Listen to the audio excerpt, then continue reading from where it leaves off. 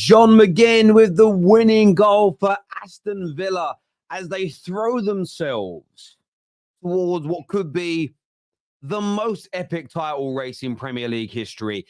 They beat Arsenal 1-0 at Villa Park in a game where Arsenal were wasteful and they fouled the Aston Villa acid test today. I'm sure the Arsenal fans all around the world are frustrated at the lack of clinical edge, their inability to capitalize when they had golden opportunities for Arsenal today to get back into this game, to put the ball into the back of the net. I'm taking nothing away, though, from this Aston Villa team who were brave, this Aston Villa team who were aggressive, courageous. They moved the ball well. That high line to play like that against Arsenal until, by the way, the 98th minute of the game. Meaning that when even good balls are crossed into the box, players are still 13, 14, 15 yards away from the actual goal line. Martinez in goal with some brilliant proactive goalkeeping today to ensure that Villa get this massive 3 points. And I'm sure Gooners will be licking their wounds this evening, highly frustrated at the lack of clinical edge from their players today for large parts of this game. It was everything I thought the game would be. It was everything I thought it would be, other than the fact I thought there would be a few more goals scored in this football match. But it was exhilarating. The football was high quality, barring the finishing from both teams, really. John McGinn got that early goal. Outside of that, both teams really struggled when it comes to putting that ball in the back of the net again. That's probably the only area that you would overly criticize. But Liverpool gain a big advantage today by finishing the day top of the league. Man City could now close that gap. They're very likely to beat Luton to close that gap back down to 3 points. And it was a tough game for Arsenal. It was a game that many predicted them losing anyway, but they will certainly be disappointed with their lack of conviction in this game. I think there's some elements today as well that Mikel Arteta needs to be looked at as well. And I'm just going back to my notes here, because I think these do need to be spoken about. And I'm sure when the panel comes out later in the show, we'll be going through them. But I did think to myself, taking off Martinelli, he felt like the only individual that was consistently trying to curve his run and try and catch that high line out. As soon as he came off, they stopped trying to do it.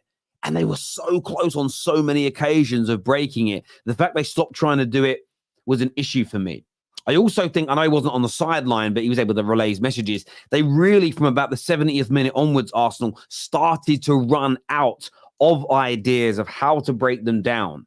And that was a real big problem. Of course, having to rely on the Eddie Nketiahs and the Reece Nelsons coming on, they are not of the quality, period, let alone against an Aston Villa team at home who are now 8 wins from 8 in the Premier League. I thought starting Kai Havertz was a mistake. I didn't think that they should have done that from the beginning. He actually had a few decent moments in the match, but I think they needed a bit more pace. I think they needed a bit, not strength, but a bit more pace, a little bit more explosiveness in the middle that Trossard could have brought to the game. You then bring Kai Havertz on later if you want to throw him into the mix, fresh legs, challenging for those balls, coming in late. He nearly scored a goal at the end, and we'll get onto that in a moment. But disappointing, really. I think Arsenal fans would say the overarching performance wasn't too bad, but lack of clinical edge. I think the manager got his starting lineup wrong today. He definitely made a mistake, in my opinion, in terms of taking off Gabriel Martinelli. And I'm sure that Captain Odegaard is going to come under some criticism as well today, because although you could look at Martinez and say well anticipated when it comes to saving the opportunity he had, 2 great chances, one in the first half, one in the second. The second half of the ball comes across about 10, 11 yards out. He hits it wide. He had a great opportunity to equalize near the end of the first half, and Martinez read what he was going to do, and it ended up being an easy save. Martinez would have waited for the shot to happen. It would have probably crept in. He has got to do better there, Odegaard, in these big games, which will become decisive when you get to the end of the year, because they had the chances. Remember, City couldn't break this team down outside the 11th minute, but Arsenal consistently were able to cut through them.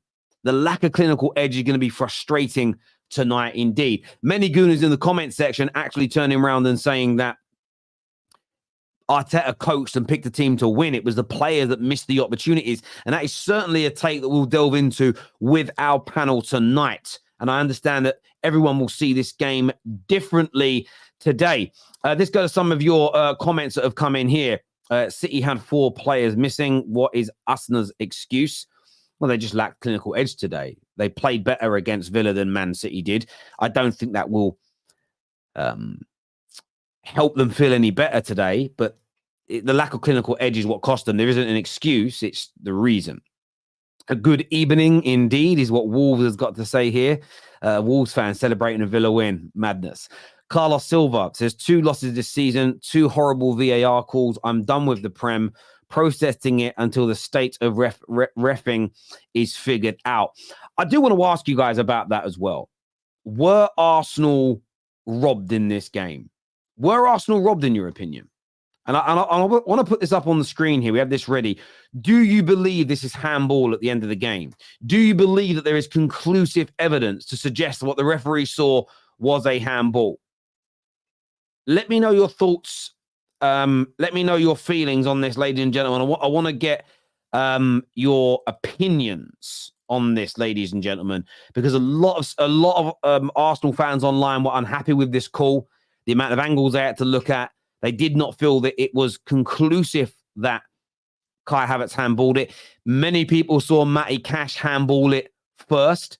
So what are your thoughts? What are your feelings on this, people? Were Arsenal robbed of a goal, an equalising goal, very, very late in the game? I don't think we can sit here and ignore the chances Arsenal missed. I don't think we can sit here and ignore that. However, we have to have a conversation about it. It's a trending topic right now. I want to gauge, though, your opinions, and I want to garnish the show with your views, with your opinions on that situation. Super Milk here says it hit Cash first. That's what I saw. Around this area, it felt like it hit Cash, but it was quite confusing to watch it. It seemed to hit multiple arms and multiple of both players, and then it was tapped in. I know the protocol has kind of changed around that. I don't quite know how the referee saw it in real time. And if so, if Cash handballs it first, should that not go back? Should it not then be a penalty, but you override that by giving a goal? Off the radar here says robbed. You've got Shanti says nope. Handball is what Sir Daddy says. Sir Daddy, which player handballed it first time in your opinion? I'd love to gauge your view and opinion. Lee Gunner here says, why is your title not Aston Villa scare me? Well, because listen, Aston Villa are a good team, but I believe Aston Villa won tonight. Listen, their high line was great. They were brave. They defended well. Martinez made good saves, but Arsenal lost tonight more so than they were beaten. In my personal opinion, if Arsenal take the chances they had, they win this game fairly comfortably. Outside the opening 4 minutes when they conceded, they really did stop a lot of Aston Villa's attacks. So for me, this isn't... Villa are very good. They deserve praise. But you're not sitting... Villa didn't do to Arsenal what they did to Man City. Arsenal have only got themselves to blame today, unless you believe they were robbed as well. And I'd love to get your views and your opinions on that. This here says, Terry loves Arsenal. Well, I've criticised Arsenal a lot on the show tonight. So where are you getting this from, my friend? Terry, never handball. Just stop it. Again, to who, though? Because you're not answering the question here. The claim from a lot of Arsenal fans is that the ball was handled by Matty Cash, or are you saying it was no handball by Kai Havertz? It looked to me like it hit some hands. Looked to me. But some of the angles made it look like it hit a hand. Other angles made it look like Kai Havertz. Other angles look like it didn't. So I don't understand how it's conclusive. Or maybe because it wasn't conclusive, they had to go with the on-field decision. Is that how this worked? Because for me, the VAR was inconclusive. I think if the referee gives the goal, they don't overturn it. That's what I'm surmising from this. But give me your thoughts. Give me your feelings. This here says 100% handball. Every time you lose, you cry about it. I say deal with it. Yes, no tears here. I'm asking a question because the viewers are posing it. Jesus kicked just like in the Liverpool game. Okay, I haven't seen a replay of that, so there we go. No handball is what Bobo has got to say here. Never a pen. Never a pen. I mean, there's no claim. Again, if you don't think it's handball by Matty Cash, then fair enough, my friend. No handball. No handball. So a lot of people here do not think that it was handball. They wasn't robbed. Villa won fair, is what Jacob has got to say here in the comment section. And I understand that. I understand it. Look, I think what's happened is the referee thinks he's seen a handball and given it. I don't believe there is the conclusive evidence to say it didn't touch the hand. It looks like it may have done. However, it also looks like it touches Matty Cash's hand first. This is why I've said all along, we need to hear what's being said by these referees. We need to hear it because we need to know what they say. Because I don't understand why we don't know if they had a conversation about that or not, because it hasn't come up. I always go back to the Casemiro red card where he grabbed Hughes around the throat. If they'd have rewound 5 more seconds, a Palace player grabbed one of our players around the throat first, but it didn't go back far enough. I would love to have heard why. I want to know why they didn't go back a little bit more. I want to know if they discussed, maybe they did look at the Cash handball and said, it looks like shoulder, it looks like it's above the shirt line, we don't think it's handball. Or we think it's proximity, it's too close, it's not deliberate. Remember, an accidental handball by a defender is not a penalty, but an accidental handball by an attacker is an infringement. So the law is different depending on who does it. So because we don't have the clarity over it, it's very, very hard for us to understand. Didn't hit Cash first is what this opinion here says. Fair enough and fair play. Terry loves Arsenal more than AFTV. I've criticised them massively tonight. What have you been listening to for the opening 11 minutes? But what I'm not going to do is ignore talking points because it triggers people. That would be disingenuous to what we do. Just like earlier when I defended Liverpool and said that all the refereeing decisions, including the red card, were correct and right. Panel coming very soon on the show, people. Make sure like buttons are hit. Make sure you are subscribing to the Football Terrace as well. Let's start looking at some of these super chats here. This set from Jerome. Said they just said just watch them be top of the league in a couple of hours. Now that is Villa in a title challenge, then they need to be talked about. We're going to have this conversation when the panel comes out, and we'll definitely be going through this when it comes to the top 6 show on Monday. The reason that I would say when it comes to Aston Villa, I'm still reserved whether they're 100% going to be in a title race is the squad is smaller. They've got no pedigree of even being in a title race in recent years. But I do think they should be taken seriously, Aston Villa. Their home form is imperious. They look so strong. They've been the deserved winners in the last 2 games. So I think they have to be taken seriously. Abso-friggin-lutely. Dodgy added time for Arsenal, as usual, when losing. It's 5 minutes. But the reason it went to 98 is because the handball incident happened right at the beginning of it. So you had to add the additional time. I don't think 5 minutes is crazy. I am livid. Over $200 gone. Thanks to Arsenal. Liverpool quietly make it back on top. Yeah, Liverpool did so well to come back today. And that comeback is probably going to feel even more beautiful now that Arsenal have gone and dropped points. You know, it probably feels even better. I think it would have always felt good for Liverpool, but it's going to feel even more potent now, I think, because Arsenal have gone and dropped points. They stay top of the league, and whatever happens tomorrow, they stay top of the league. So that's a massive thing for Liverpool, who have been written off by a lot of people this season. I remember putting Liverpool into my top 4 earlier on this window. At the beginning of the season, and people said I was crazy. I remember doing a show with Lee Gunner last year, and Lee Gunner saying like he thinks 110% that Klopp's done, finished, over the hill, never going to get back to the top, should be sacked. For them to be top now, nearly halfway through the season, is brilliant for them. This loss might be the best thing for us. Now owners have to get players in January. We are top. We are top excuses.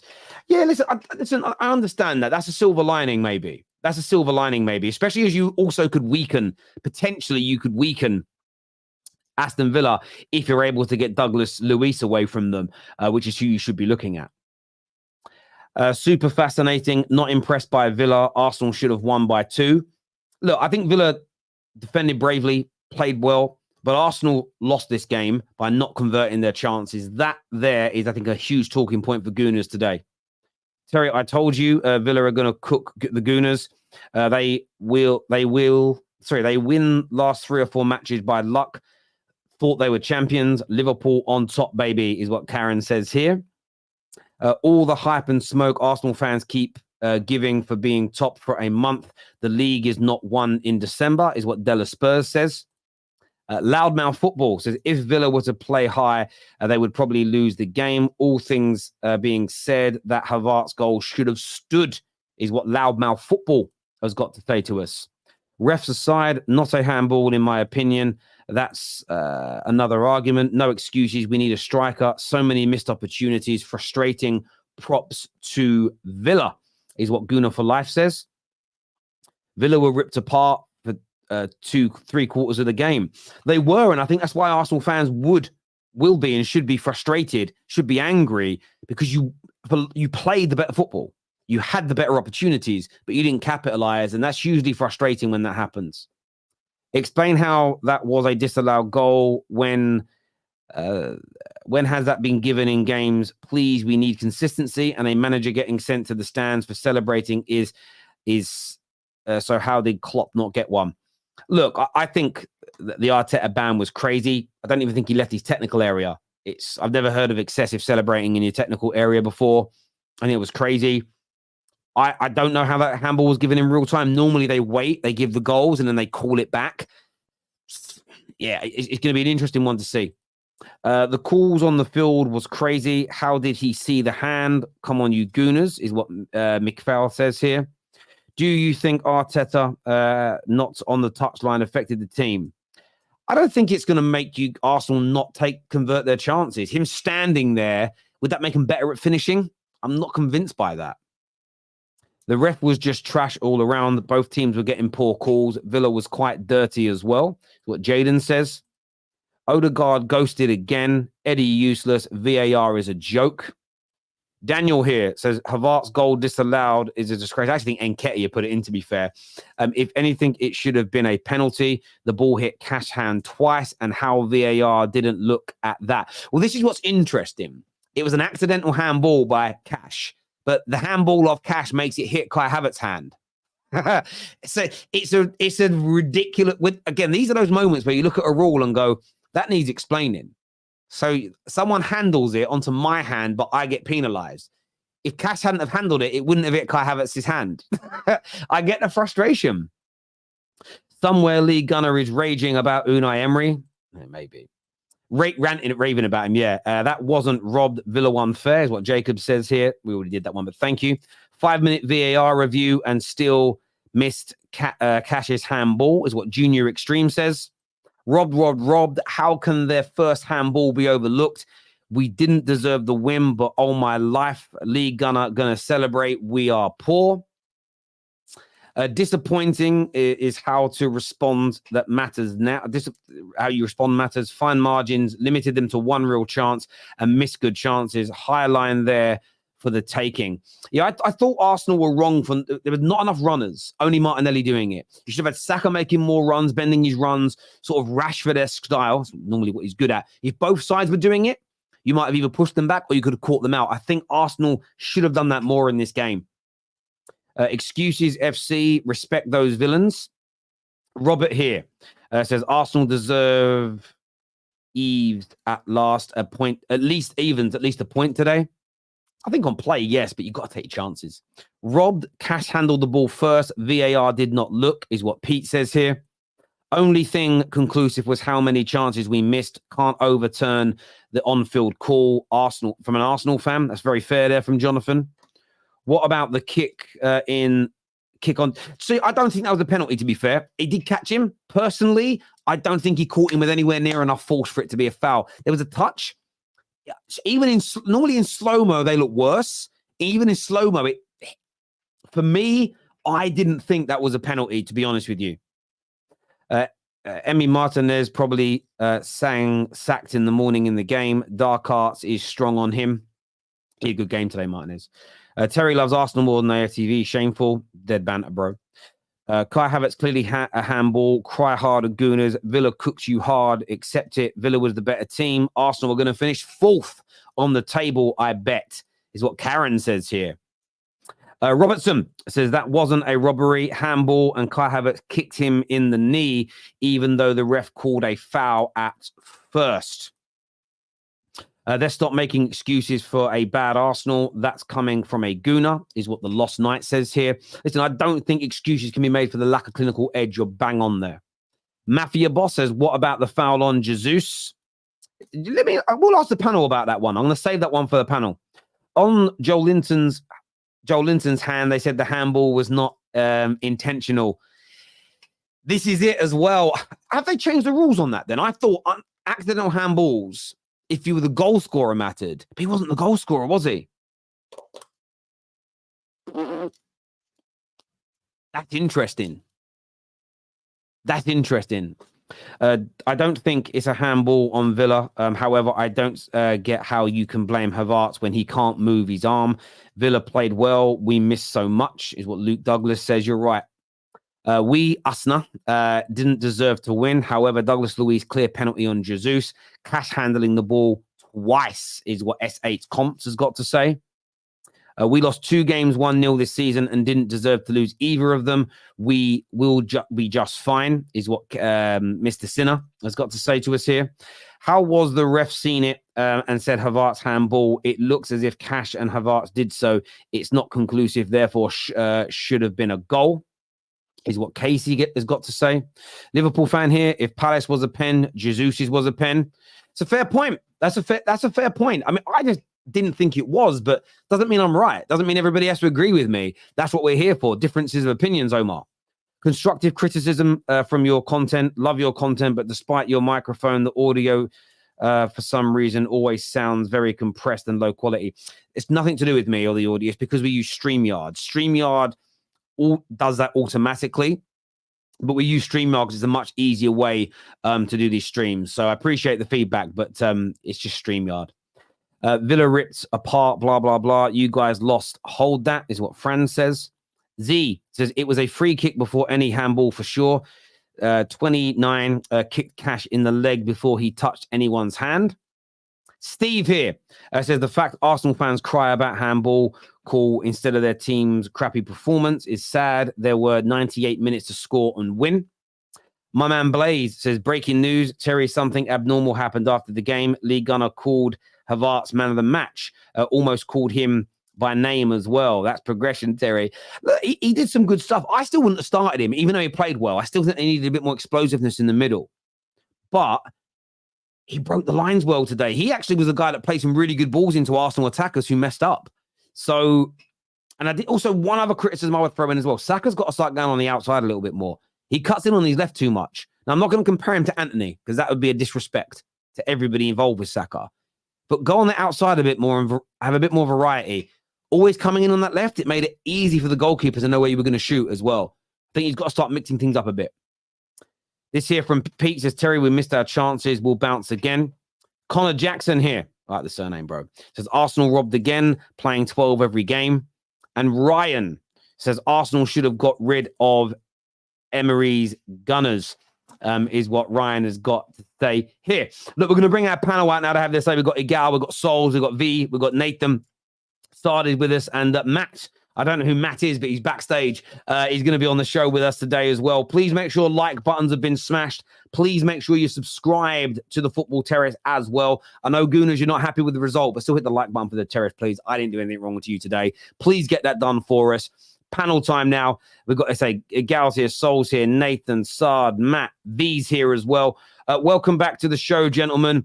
A disappointing result for Arsenal. I want to go through some of the incidents first in this game before we move on to talk about the overall performance, gents. Egal, what did you make of the disallowed goal at the end and the penalty shout for Gabriel Jesus? Do you feel Arsenal have been robbed of two clear penalties? It's one clear goal and one clear penalty today. 110%. We were absolutely robbed. These referees are absolute pricks. And honestly, Terry, I'm sick and tired of this. 2 games this season that we lose, two dodgy decisions. We should have done better in finishing our chances. Our shooting boots clearly were not on today, but that's two goal scoring opportunities right there taken away from us. Plus, obviously, rightfully ruled offside because Saka. No one's going to complain about that, right? But when it comes down to these tight decisions, I just feel like at this point they're not going to do us no favors. We seen Liverpool earlier today, 12:30 kickoff. We seen two penalty shouts that were much lighter, in my opinion, than the shot that that Jesus had. He literally takes his leg, he kicks his leg. How is he supposed to control the ball with the leg that he's supposed to control the ball with getting kicked? We've seen a similar penalty given previously with Jesus against Liverpool last season when we're at the Emirates. So where's the level of consistency? What is a penalty? What is not a penalty? What is conclusive evidence? What is not conclusive evidence? I need to know, because it seems like if a goal is going to be given against Arsenal, the limit for conclusive evidence is quite low, or they maybe can't see it, or they can't get the right camera angle. But all of a sudden, there's a handball on Kai Havertz, but they're saying, "Oh, are we not factoring the handball from the defender that leads up to the handball from Kai Havertz? Are we not factoring that the defender actually hits Matty Cash's sleeve? That's not. Does that not rule apply? I'm confused, because clearly if it's a handball on Kai Havertz, it should at least be a penalty for the handball on Matty Cash. It hits his hand first. It would have never hit Kai Havertz if it didn't bounce off of Matty Cash's hand in the first place. It hits his hand more than like 3 times as well. No, it hits his sleeve. If you look at it again, it hits the sleeve. They clearly have it out against Mikel Arteta. They gave him a yellow card for celebrating. He already has a touchline ban. He's probably going to get banned again for either the Liverpool or Brighton game. And on top of everything else, our 2 losses this season is off the back of controversial 1-0 losses. They clearly don't want us to run away with this. They want it to be tight. They want it to be close. This is what it is. I don't care what anybody tells me. This was clear corruption. The referees are absolute pricks. Fuck Emi Martinez. Fuck Unai Emery. Fuck all of these guys. Anyone who says good evening, go fuck yourself too. What did you make of the penalty shout for Gabriel Jesus, the kick in the back of the leg, Egal? As I said, Terry, that is clearly a penalty all day long. How is he supposed to control the ball with his foot if his foot is getting kicked in the back of the heel? It's a joke, man. I hear where you're coming from. Souls, you disagree. You don't think that Kai Havertz, the goal at the end should have stood? No, I mean, look, at the end of the day, the referee called it off for handball, which it does hit Kai Havertz's hand. And obviously, whether they're seeing it as Kai Havertz as the goal scorer, because even if you listen to the commentary, they say it's Kai Havertz's right foot that puts the ball in the net. So clearly they're seeing it as Kai Havertz has scored this goal. Now, when you're talking about Matty Cash's situation, if you look at it carefully, he actually hits his sleeve, which by the letters of the law isn't a handball. It's anything below the sleeve is considered handball. So therefore, the referee is correct in his decision. Even if we want to go by it, VAR from the very get-go has always said if there's no conclusive evidence, it's on-field decision. The on-field decision was the goal is disallowed. So therefore, VAR has done its job. Now, if you want to have a conversation whether the rules are wrong, then we can have that conversation. But we can't be calling conspiracy, and we can't be calling it as if the referees are against us. Secondly, I don't think that was a penalty on Jesus. Yes, they could have given it another day. They could have given it another game. Yes, the inconsistencies are annoying. But at the same time, just because a bad decision was given in another game doesn't mean they have to keep giving those bad decisions. At one point, we just got to call it out. We know the referees are shit. We've known that. How many times have we complained about the referee? Why do we, game after game after game, rely on the referees to give us a decision? We had like how many chances to score a goal? But do you know what the Arsenal fan base loves to do? It's deflect. They love to deflect. As soon as that happened, oh no, it's VAR's fault. It's VAR's fault we couldn't win. Not because we missed 50 chances, not because we couldn't score a goal. No, let's just blame VAR, because you know what we like to do is never blame the club for being bad, for making a bad decision, for having a bad performance. Let's not call Saka out. Let's not call Odegaard out. Let's not call Martinelli out. Let's not call any of these players out for having a bad game. I've been criticizing this team from the very get-go all season for not being clinical enough. I've been saying on this panel that we create chances, we just don't take them. Everyone's like, nah, we don't create chances. Today we created chances. Where was the goal scorer? All these world-class players that everyone wants to label. Bukayo Saka's world-class, right? Did he step up today? No. Martinelli, cusp for being world-class. Where was he today? Captain Odegaard, being world class. Where was he today? All they did was they were world class defenders for Aston Villa today. Man of the match defending performances. Those clearances deserve respect because that's all they were. They weren't shots, they were clearances for Aston Villa. But what we want to do, instead of actually blaming what lost us this game, we want to deflect like we always do.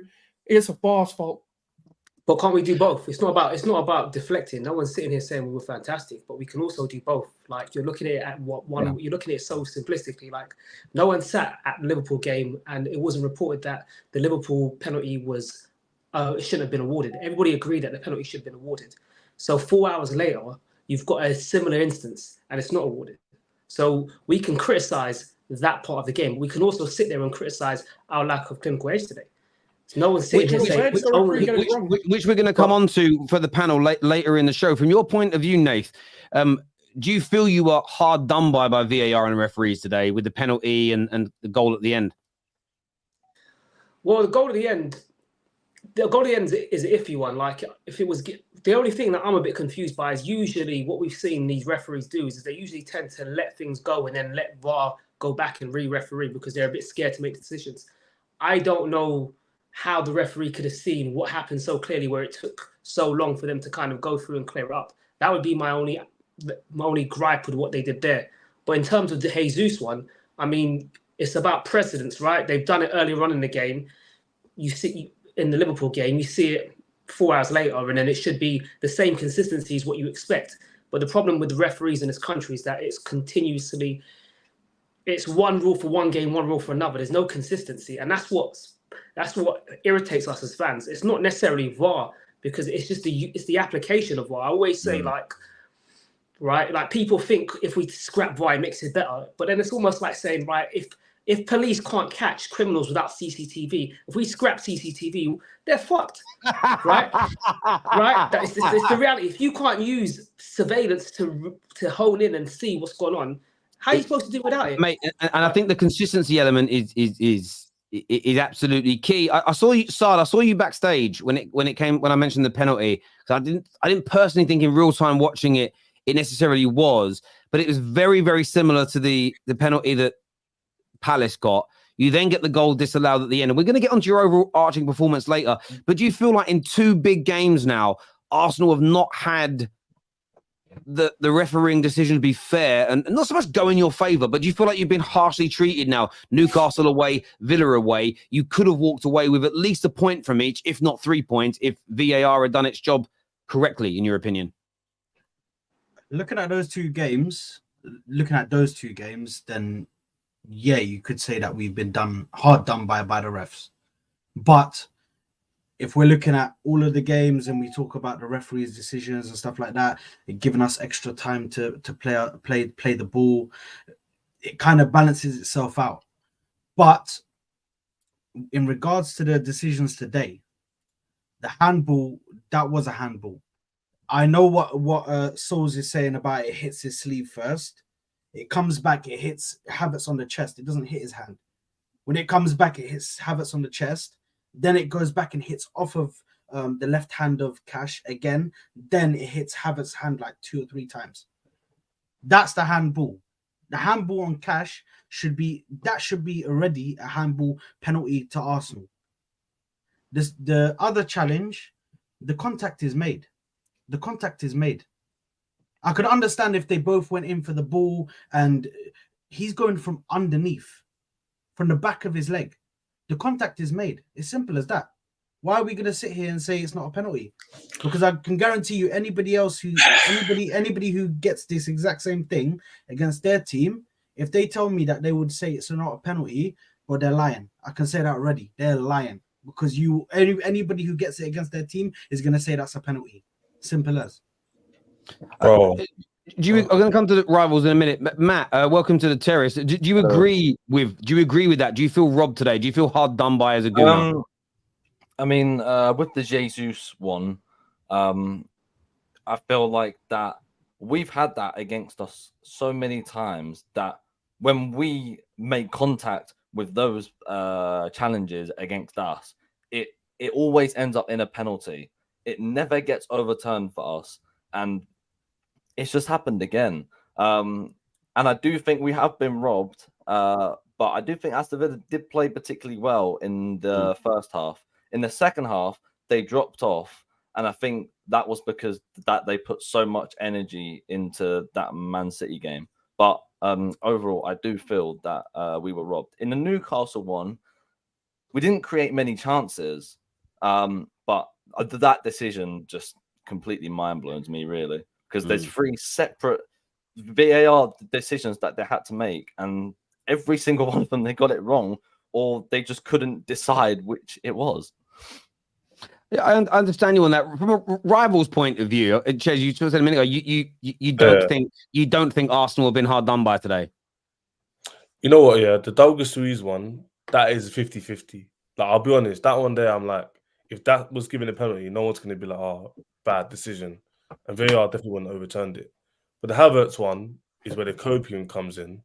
And the reason why I say copium and the violins come out is because of the time it happened, how it happened, and when it happened, and who happened to. The Arsenal fans are clutching on that because the last thing they remember from the game, and they completely, like Saul is saying, forget the fact that they missed hella chances during the game. But one incident where it hits Havertz's hand, Cash's hands out a little bit. Oh, it's a penny, disgrace. VAR's a disgrace. We should have got a pen. Don't gaslight us fans to think that was a clear penalty. And it should But have been what I don't handball. understand about that is that it hits Cash's hand like 3 Listen. What I was going to say on that was Cash's hand. I understand what you mean. It's not like, I'm not saying if that was given handball for Cash and it doesn't hit Havertz's hand and the ball goes out, that would have been a harsh penalty for me. And the way it's happened is he's not looking at the ball at all. It hit his hand, and it wasn't like it was out. It was like close to him, and then obviously Havertz's situation happens.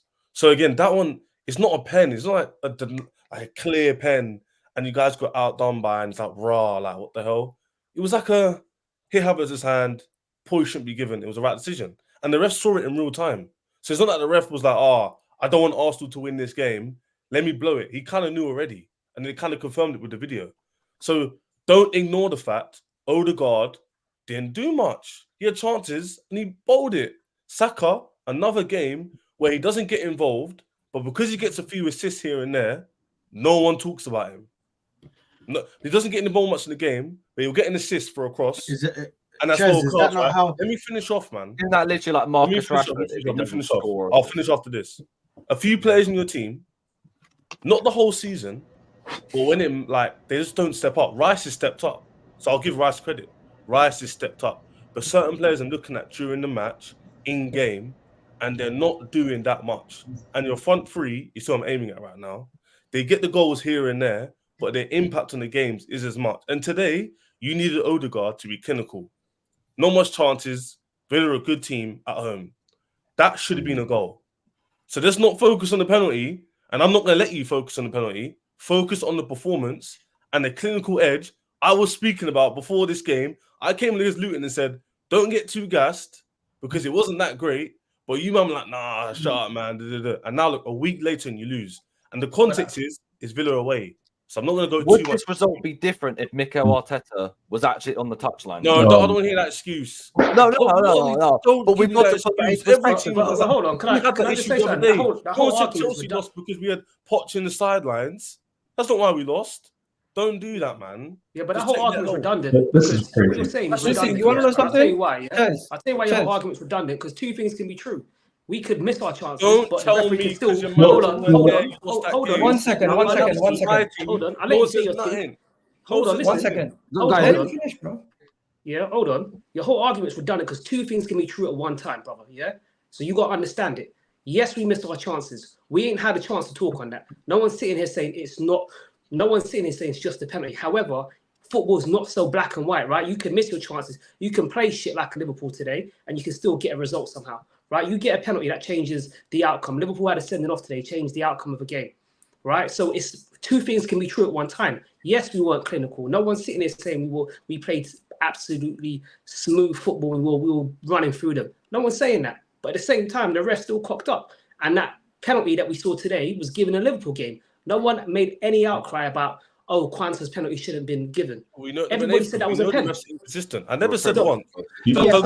I said, I understand that, and the reason, I will say this: the reason why we brought the penalty first is I like doing the shows in segments. We talk about the incidents, then we're going to move on to the performance. So it's a good segue into that. Really, I wanted to go to Egal first on this because you did, for me, open Villa up on a number of occasions today, better than I've seen anyone else do to them at home this year. But Odegaard, Saka's especially, just consistently missing really good chances. Is that, barring these refereeing decisions, is that what the issue was today? A lack of clinical edge? 110%, Terry.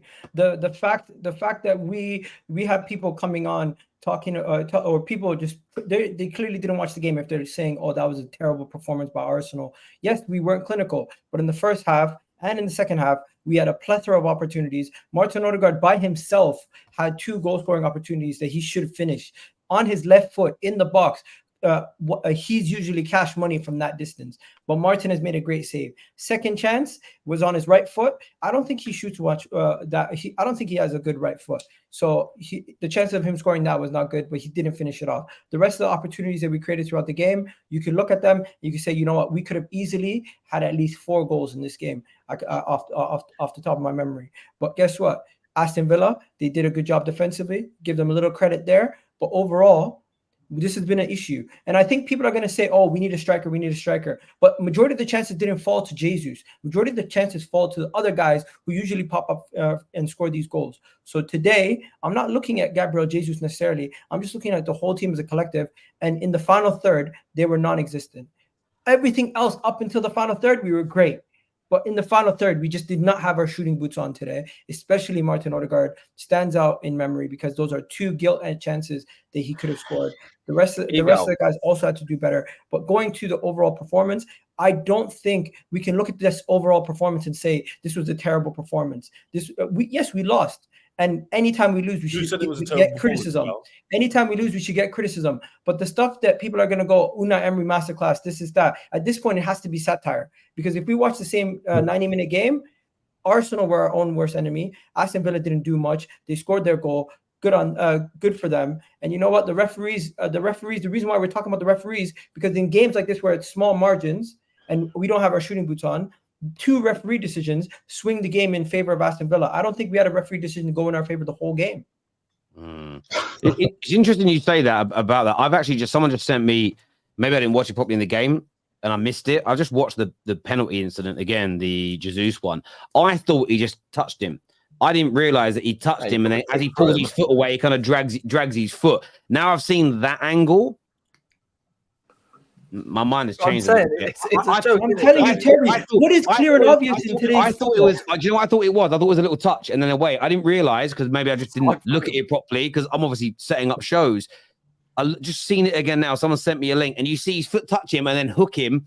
It's definitely a foul. Exactly. In terms of the if that was against Arsenal, that would be given us a penalty. So Terry, in what in today's football is clear and obvious evidence? Because we've seen it before with the handball for Pepe a couple years ago. We've seen it last year with situations that happen. We see it all the time. What is clear and obvious? What are they doing? What are these referees smoking in that freaking VR booth? Because they're clearly not doing their job. Yeah, it's certainly crazy that wasn't given. Having seen that again, I don't know why. During the game, I just took one quick look at it and then didn't really think much about it. But now watching it again, I get it. Soul said something earlier. Soul, I get it. You want to talk about the overall performance and you want to say we should have done better. But let's be honest, bro. When it's small margins and you have 2 calls go against you, of course you're going to bring it up, especially when it's that late in the game. We've seen us come out of these performances and not put it in the referee's hands. I get it. We shouldn't have put it in the referee's hands and we should have finished our dinner. But nobody's saying that, hey, the referee is the only reason why we dropped points today. The reality is both things can be true. Don't sit here and gaslight us. I hear what you're saying. Same with you. Don't sit here and gaslight us and say we shouldn't be talking about. You can't talk about gaslighting. Firstly, yeah, you're doing a great. Your team shit. That's why I gaslight you guys. I talk about how shit your team is and you get pissed off. What I'm trying to say is, What, you don't like it when we talk about your team? Firstly, Andrew, one sec. I'm not going to have a gal talk about rivals. Exactly, Andrew. I'm not going to have a gal tell me about. You're a hypocrite, man. You jump on every single Chelsea stream. You jump on everything to stir people up. Anyway, my point is this. I know for a fact, that the handball was obviously a bit contentious and very grievance for Arsenal fans. Yeah, I agree with that. But you're acting like the performance was great and Odegaard just missed. No one said you were terrible and you got outmastered. No one said that. But what we're talking about is your attack all season, and certain Arsenal fans have been calling it out. Hasn't been clinical. Our attack has actually been more. It's been in the top 5 in the league. It's literally been in the top 5 of the league, though. Oh, you're not trying to aim for top 5. You're trying to aim for first. Yeah, trying to win the league. But anyway, my point is that your attack all season has been clinical as much as you want it to be, right? And you spoke about strikers in January, whatever. Today was an example of why, for example, you may need someone to be more clinical out there, because you won't need to be so banked on that decision, which could have gone either way. I agree, and more on the fact of your performance overall. So don't act like someone said you had a terrible performance and you were outmastered. That's no one's saying that. So I hear you on that. I want to go to Souls here. I want to ask you about the performance of your attackers today overall, because you had the chances to equalize, you had the chances to go ahead, and you didn't take them. Especially Odegaard, he's been off for such large parts of the season. He probably had the best chances for you today. Talk to me about it. Yeah, I've been kind of calling it out all season that yes, the GA on average for a lot of these attackers may look good, but the overall performances from these attackers hasn't been good. You know, like even if you look at someone like Bukayo Saka, yes, he's had a hell of a lot of GA. Don't get it twisted, but in the actual game for a full 90 minutes, hasn't really done much. You know, he does. Like for example, I'm gonna actually tell someone, if you don't believe me, go watch the patterns this season. Every single time the fullback gets a yellow card, he stops taking the fullback on.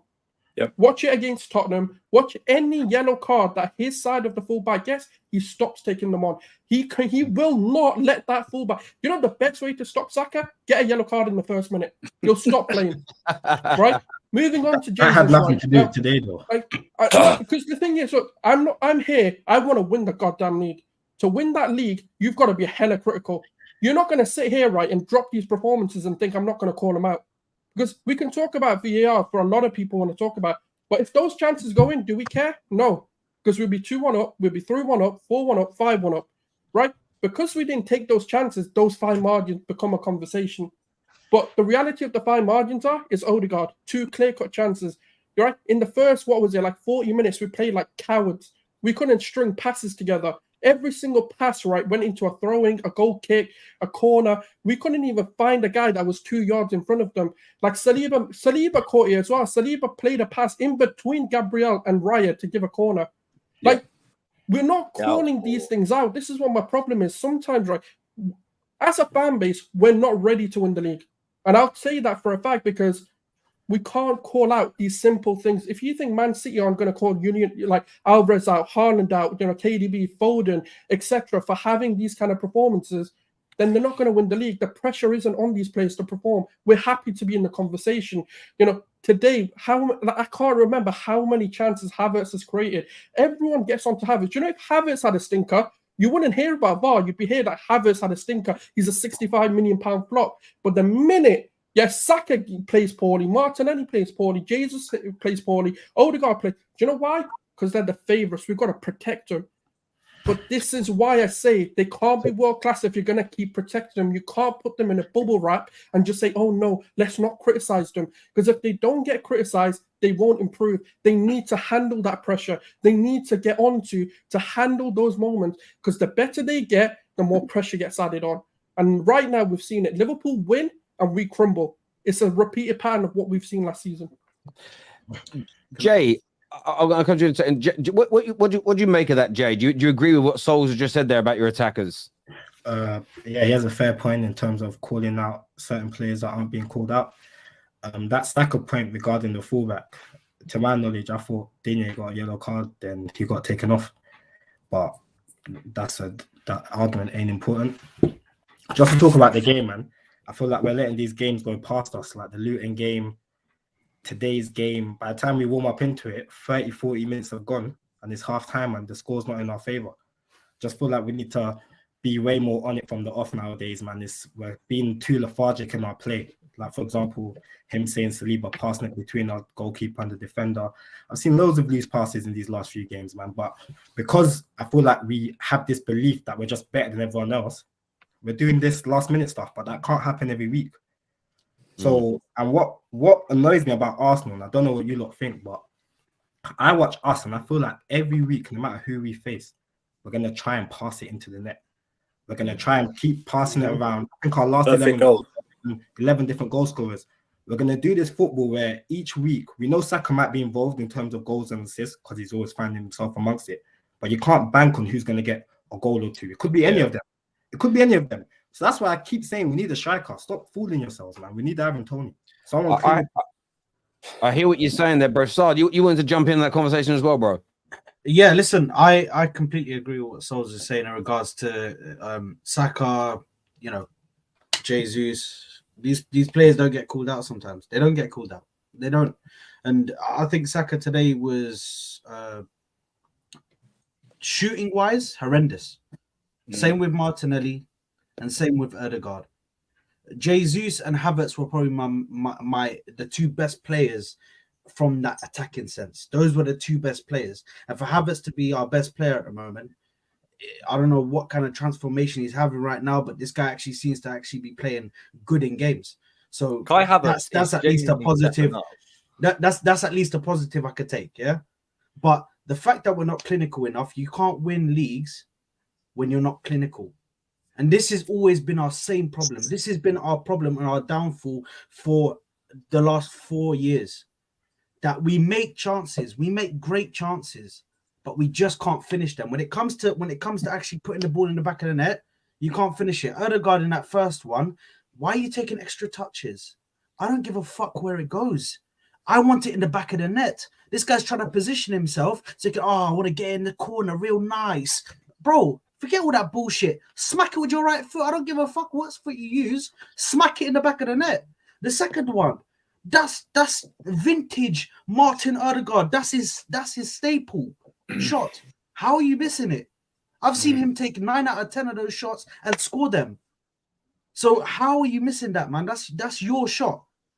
We can't be missing shots like this. We can't. If we want to win the league and we want to be serious, we can't miss shots like that because we've done it over and over and over again. And eventually, the chickens are going to come home to roost. And you're not going to be able to sit here and create chances because eventually it's going to dry up. When the well dries up, you're not going to have chances. And then you haven't scored and you end up getting draws. And that's how you lose the league. Simple as that, bro. I hear you on that. V's here. V, City fan, if people don't know. What are you here to say, bro? Everyone's been accusing me of being a hater based off how I've been talking about Arsenal. Everyone's been saying, listen, you're disrespecting us. You're not giving us their dues. The reason why this isn't surprising to me is because Arsenal fans have always been papering over the cracks just because of the result. You scoring late winners, and you want to prop up your man Rice for scoring late winners. It papers over the cracks of the performance. It's the performance that you should be questioning. Why are you winning them so late? And in this case, you're going to harp. You're going to put the soother in. You're going to get your warm blanket, and you're going to focus on the non-call or the poor referee instead of focusing on the performance.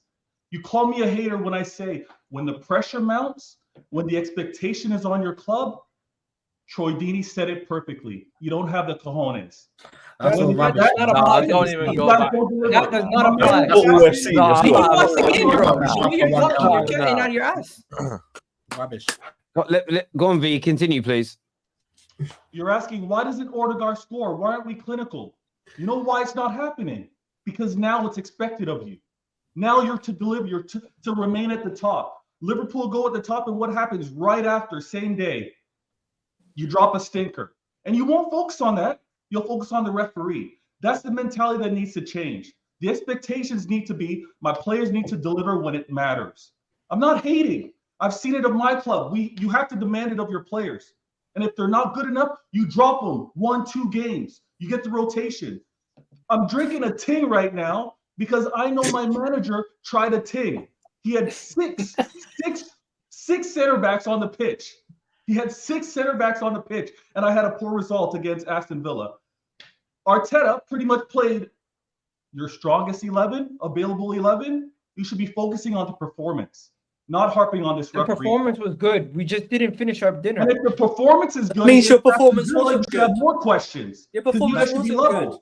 Bro, I'm sorry, I I forgot to honestly mention. think, Hold on, I'm gonna pick one Josh when second. he's back. I honestly think in another day, this would be a 4-1 win. But we're talking I about today. really do think that. We're not talking But about guess another what? day. We were Today. unfortunate. We had some decisions go our way, and on top of that, some of the guys were not clinical. Unfortunate. You weren't Not- unfortunate. Let's not weren't see here. What? Let's think of that, yo? not sit here and act like 1 second. Let's not sit here and act like what Troy Deeney said 4 seasons ago applies to this team right here. Let's not act like this team hasn't been showing over the last 6 months to a year that they have what it takes to go through these tough games and Not come when out it with a counts. victory. Just because we have our second loss of the season.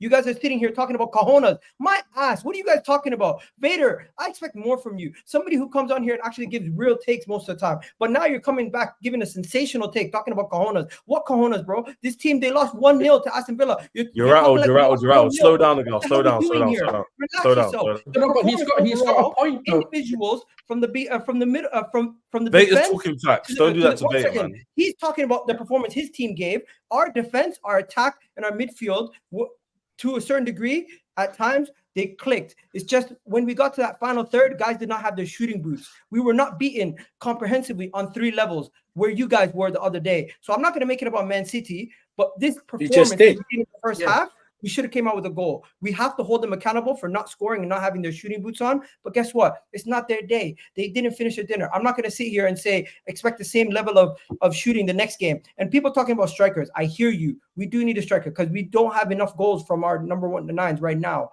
But this game was not a game where we can say Jesus cost us. This guy cost us. We can say overall our attack was just not clinical in the final third, and that's it. On another day, we score 4 goals. So Jesus is part of your attacker, girl. Is that what you're telling me? Bro, this is not something that happens every week. Do you guys realize Arsenal don't create as much chances?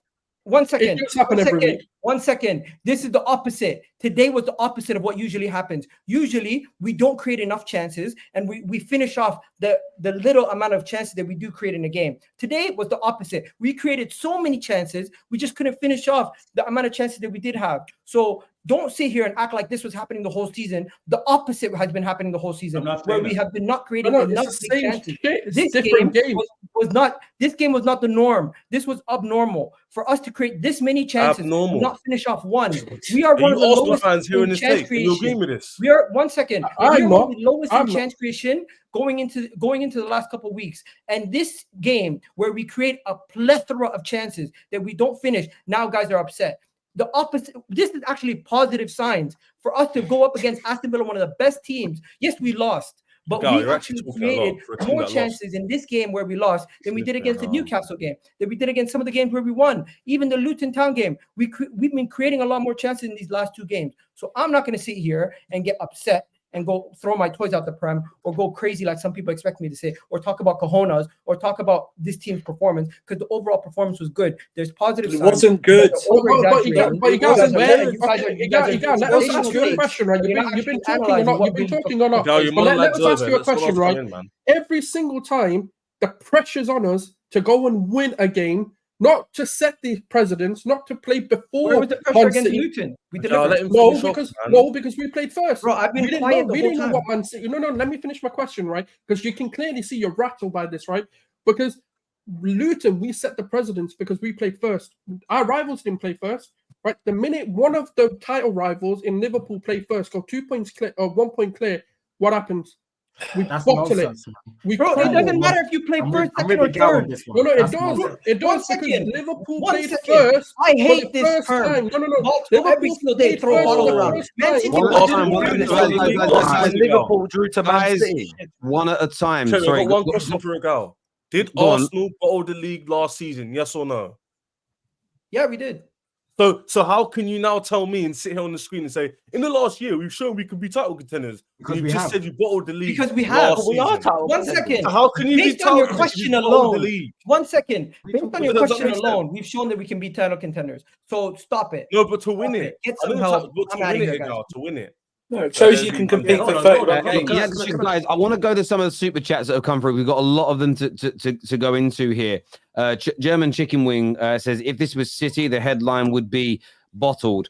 Typically, I'll tell you what I normally speak about when it comes to when I think a game's been bottled, therefore my headline reads bottled, is if Arsenal were 1-0 up and lost 2-1 late on, or if Arsenal were playing at home to a team like Luton and they lost tomorrow. If you lose away at Luton, I would say that's a bottle job because you're superior to them in every way. Losing 1-0 to Villa away, I wouldn't necessarily say there's nothing about today what I'd call a bottle job per se. You could argue missing chances, but I typically don't ever title videos in that way.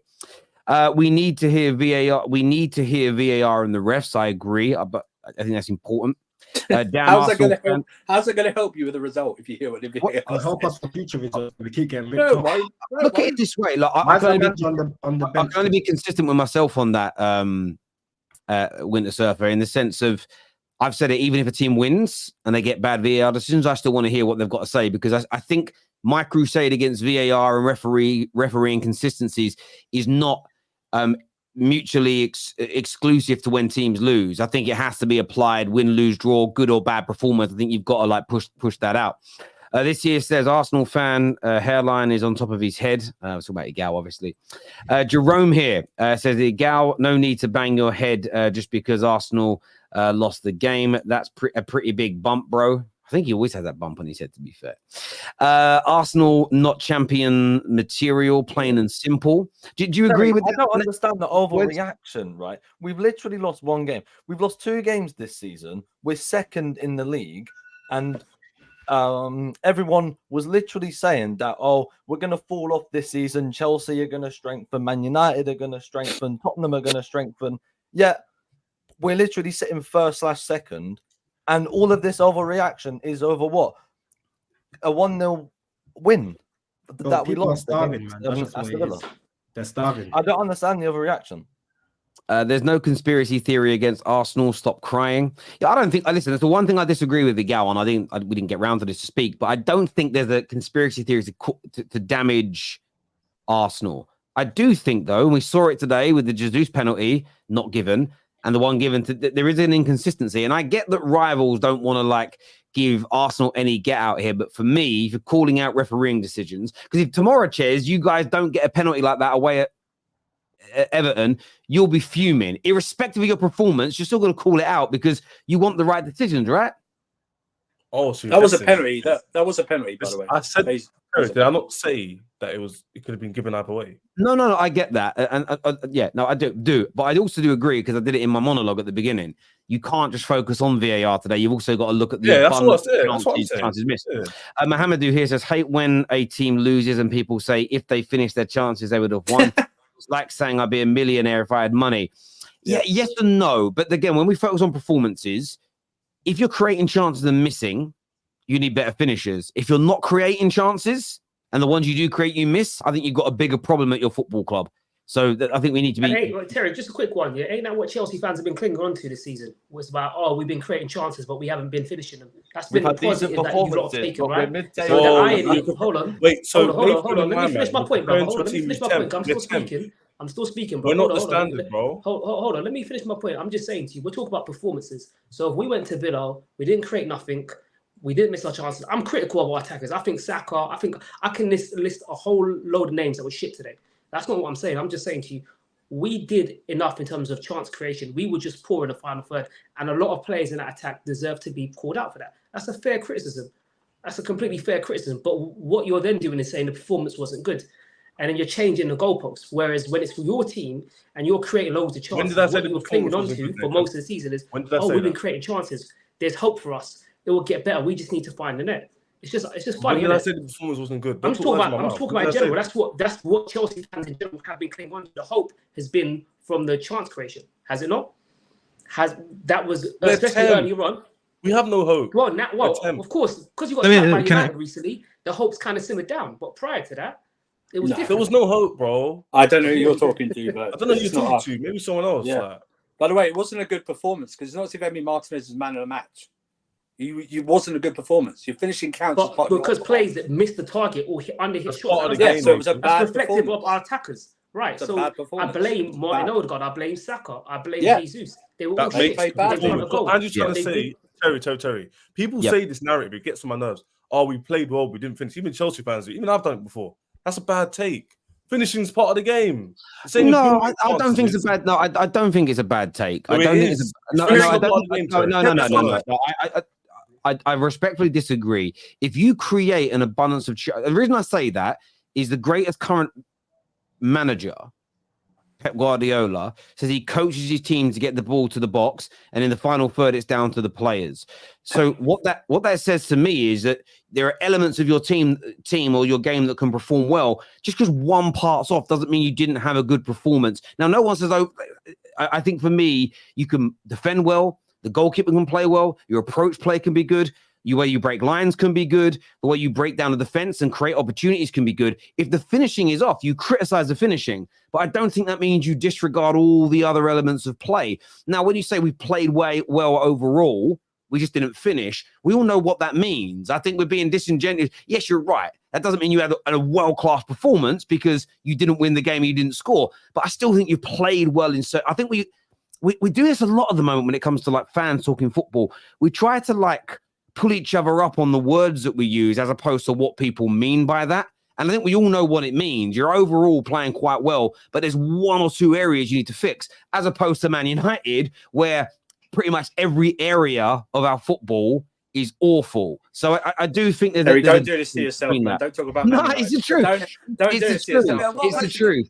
Terry, I've got a question though. Go on, Dan. What were Arsenal fans like Egal saying the West Ham game? What were they saying? They were laughing at us, Terry. They were saying that we're crap. Do you know how many chances West Ham created? Clear-cut chances. They created none. We created their 2 chances. We created the whole game, and we were saying that we didn't put the chances away. They were laughing at us. They were calling us crap. Now the exact same thing happens to them. We played amazing. We just couldn't put the ball in the back of the net. Let me say something on that, then. Let me say something on that, because I couldn't help it but to hear Gal waffling. Oh my god, he was waffling so much. It's a great Hamza impression. Bro, I was gonna, because I'm getting ready for my stream in a little bit, and I was like, bro, I can't wait to finish this just to hop on quickly on the terrace and just give my 5 cents about this. It's absolutely insane what Egal said. I had Egal on my channel earlier in the week, and he was telling me that he needs to go in January, get a new defender and a midfielder to win the league. And I'm like, Egal, you're defending well, you're controlling games, you're not scoring enough goals. I was like, if you want to play that style, it's sustainable, yes, but you need to have a striker up there who gets about 20 goals a season so you guys can do something and win something. Yeah. And he told me, no, I understand if you want to get a defender, that's a backup defender. You want to get a midfielder, that's a backup midfielder. But you need a striker to come in, and games like this, when you don't score and you need someone to deliver something out of nowhere, this is when you need a striker like that. And you don't have a striker like that. You can't keep relying on having goals from all around. I thought in the beginning of the season they will play like that, like last season, but they didn't. They're depending on defensive resilience this season. But if you want to play like that, you really do need an Ivan Toney to bang like 20 goals a season. Goals on a day where you're not playing bad, where you go in there, you pick up the points and you leave. Yeah. Today was one of them. The brother that just left, good thing he left because he's about to catch some smoke right now. He said, oh, I don't know why people were overreacting. Oh, Villa is a good team this season. I think Egal said that. Oh, Villa are good this season. Bro, if you want to win the league, and I said this yesterday on the top 6, Terry, if you remember, I said this would be a statement win, because when everyone is losing and you're the only one that goes to Villa and picks up 3 points, you could be the only one that sits there and you're like, you know what? This is why I'm going to be champion this year, because everyone went to Villa, couldn't pick up a point, and I did. For you to sit there and make excuses, I'm sorry. No wonder why people like Liverpool, when they see City drop off, they're like, you know what, this could be our year. And I heard Hassam say that, and I know Hassam is a wind-up, and I was like, you know what, Hassam is probably just being a wind-up, trying to piss off on Arsenal fans. But now I understand it. I really do understand it, because you're saying it's okay. Oh, no one got points at Villa, so it's okay for me not to get points. No, so I agree with that, and this is what I've said. I think the VAR stuff today was poor. At the same time, though, there has to be criticism from Arsenal fans of their players. Gunnar Sol said it perfectly, because that criticism is what's going to help sharpen them. Just protecting them. And again, it's so Spock's facts. Yeah, you've got to get that balance between. One of the things I'd say about City when it comes to the Champions League, too many years their fans didn't care whether they won it or not. They went out, the fans didn't care. And I remember, I want to say it was Bernardo Silva, but it could have been David Silva, who said at like a end of season when they're speaking to the. He basically said, "We want the fans to put more pressure on us to win the Champions League." And I think those things are very, very important indeed. I want to get Terry. Sorry, I will come back to you. I've got like 50 super chats to do, bro. I need to try and get through them. AJ here says, Egal usually waffles, but he's spot on today. No, he was. Why is no one talking about the red card from Diego Carlos on Eddie? Was that the elbow? I don't think it's a red card. I don't think there's a red card. I don't think there was a red card. At what point did the ball hit his, I think he means his arm. At this point, players should have sensors fitted. I know we don't want extra tech. Well, the ball should have a sensor in it, then you would know. But when it comes to that decision for the handball, because it was given on field, that's what I haven't. If that goal was given, I also don't think they'd have overturned it. I actually think when you look at all them camera angles, it was very difficult to work out who it hit first. Accidental. Yeah. I actually thought Nketiah put the ball in the back of the net, and if he put the ball in the back of the net, then I think it's circumvented anyway. So yeah, it's all a mess. You was diving all game, and the ref was giving you all the decisions. You wasn't saying anything. Then always the ref's fault every time you lose is what Daniel says to the Gooners. Karma is for that tie on AFTV last season. I don't know what he said last year about this, so sorry. Egal, this is Egal. We lost. Accept it. It's not VAR that made you lose. It's that's a loser life perspective. As we are the Arsenal, we have a winner's view. Losers are clubs with no global name and only 2 leagues. Is what he says here. Good to have the real Egal back. Conspiracies. I love that. Egal, I'm an Arsenal supporter, but you say too much. Thank you. 2 things can be true. We weren't clinical and the refs L's. I think that's that's it in a nutshell today. Big up Gunner Souls. The only one being level-headed out here. Respect to you, my friend. Mark here says Martinez left Arsenal, became Argentina's number 1, won the Golden Gloves, Copa America, and the World Cup. Don't hate him. Hate your decision of letting him leave. Yeah, right now, Arsenal could do with him in goal. He's right. Arsenal had many clear-cut chances. I think they did today. Bro, what you on about? If the ref makes mistakes and you lose, that's hard. The VAR is here, so there is no mistakes, but it's the same shit every game. That's why it should still be criticised irrespective. Odegaard is a quality footballer, but he must be one of the most overrated players we've had in a while. You agree with that, Andrew? No, I just listen. What every fan base does it. They rate their players to the highest possible bit they can be. I think he's good, but there's something off this season. I don't know if it's Havertz in the midfield affecting him. He's having to do different parts of his game. I thought today he played better. In the last couple of games, he's played better, but he needs to improve his finishing. That's for sure. There are clear-cut chances today. He's not been good all season, but last couple of games he stepped up. But overall, I think he's off the levels that he's hit last season for sure. But he needs to improve for them to win the league. He needs to step up. But the problem is, I think Arteta has to go. That's why a midfielder is probably more important in the January transfer window, because I think Havertz really takes away from Odegaard's game. I really do. It's an interesting take that. Felix here says, credit to Villa for the win, but we were too limp. If we were on it, we'd have smoked them. We were pressing them hard with nothing to show for it. You finish your chances, it could have been an amazing result. Crazy that Arsenal think they were robbed in both games. They lost 2-0 and didn't do anything in either. Thank you, Della Spurs. Arsenal fan here, tired of Arsenal players flirting with the opponent after the game. Last year, Odegaard was laughing with Haaland during halftime. During a title race, these players are soft. I'll be honest with you. I do think that's a 2023. I don't think that's exclusive to Arsenal. I think that's players at all clubs. I get weirded out. I found this out when United was still winning, by the way, but it turned out that Joe Hart, Steven Gerrard, and Rooney used to holiday together in the off-season. That used to freak me out. I was just of the mindset of you don't be friends with anybody unless they're at your club, but that's probably too far. Terry, what's the difference between Cash handball in the box and Saliba's handball against Chelsea? Well, they're very different scenarios in terms of where the ball hit, how it hit, the crosses. I look at those kind of handballs. If they're either a given, and I said this about Saliba, I think they're harsh, but I understand why they're given. But they're very different scenarios in terms of how, crosses in. Well, it did bounce off a Chelsea player's arm afterwards or before Saliba's one. Saliba's was straight to his arm. It didn't go anything. Whether you think it's handball or not, like Terry said, that's a different opinion, but that's the difference. This is like a pinball thing between the arms. So it's like... Franz here says, scraping a win against an airport for Luton. And then looking for excuses against Villa is crazy when they said Arsenal have world-class players. None of their players are world-class. No more decisions from VAR this season. Played Villa off the park. Strongest team ITL. In the league.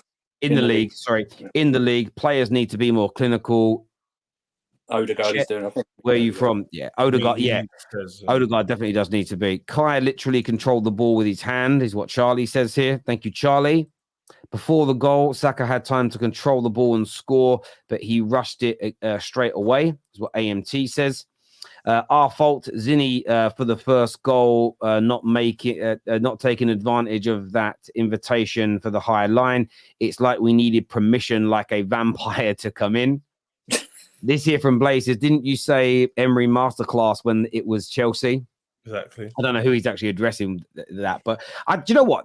Yeah, listen, they got the job done today. Villa are just a dangerous team at the minute, and I think if they keep winning and they maybe add a player or two in Jan. Even when I looked at, do you know who impressed me the most today? Yuri Tillemans. Not for anything he did in the pitch. I looked at him and I'm like, that man's a good shot. He's lost weight. He's in shape. He's working hard. Yuri Tillemans. Yuri Tillemans is his ball control. When he gets the ball, like glues to him, and he's able to like wig out situations and like create opportunities. I think Villa need to sort their away form out, and then they are in for top four. Yeah, home record is not. And didn't they get like 20 million? No, free transfer. Free transfer. Do you know what? A lot of clubs weren't interested in him because there's always been a lot of talk about weight problems, and he's fixed that now. He's really fixed up on that, and he looks in great shape. And fair play to him. Egal breathes through those ears, man's rapid speech. I like that. This super chat here says, so VAR can do what they want because you're not playing good. Is that what these people are saying? Terry, you know what the issue is? I think everyone's going to agree when I speak here. The issue isn't that the decision on the pitch could have been given or not. The issue is people bring it up when it suits them. So the reason why I'm annoyed about that is because when teams lose, it's very easy to say, we could have got this decision. When you win, it's never the same energy. So bad decisions happen to everyone. It happens week in, week out. So we can't pick and choose when to use it when we lose games, especially. Does that make sense? And it happens to be the two games they lose. What they talk about? The VAR. I agree with that. You've got to keep the energy. I've said this to Gooners in recent games when they've won. You need the energy today for VAR. Even though you've won the game, you've got to call it out. Otherwise, what happens is you don't have credibility. Rivals will come at you. You've also got to call it out when it benefits you. Otherwise, when you call it out when it goes against you, no one listens, and that's why fans have got to start taking that stance. Terry, people are not talking about when they didn't give Saka a yellow card for booting the ball because he was mad with the foul. They didn't give Saka a yellow card, but they don't want to talk about that. They also stopped the Aston Villa attack because somebody was on the ground for Arsenal. He got away with that because he kicked it towards where the goal kick was taken from. But I thought it was that's the only reason because he could. Yeah, he was lucky. You saw the annoyance in his face. Liverpool on top. Salah 200 goals. Konza foul was a penalty because it had force. Jesus one didn't look like it had enough in real-time replay. Big up Saad. Thank you, bro, for that super chat. This here from JJ says, some are in cuckoo land. We could have won it. Didn't happen. City lost, Madrid and Barca too, etc. We start knocking down players like Saka and Odegaard after one loss. Expectations are okay, but not this, is what JJ's got to say. Thank you, JJ. Pete here says, Terry, I'm optimistic about my team this season because of those two losses we had involved VAR and refereeing decisions. Villa versus Man City. Yeah, look, what Villa did to Man City was a difference. You didn't get battered like that. And that's why, again, I think that, like Liverpool, that need to improve in January. If Arsenal go and improve in January and bring in a goal scorer or improve that midfield, I think it changes everything. So you ain't going to lose a league because of today's result either, but there's definitely got to be improvements. But I think most of those improvements are going to come from the transfer window.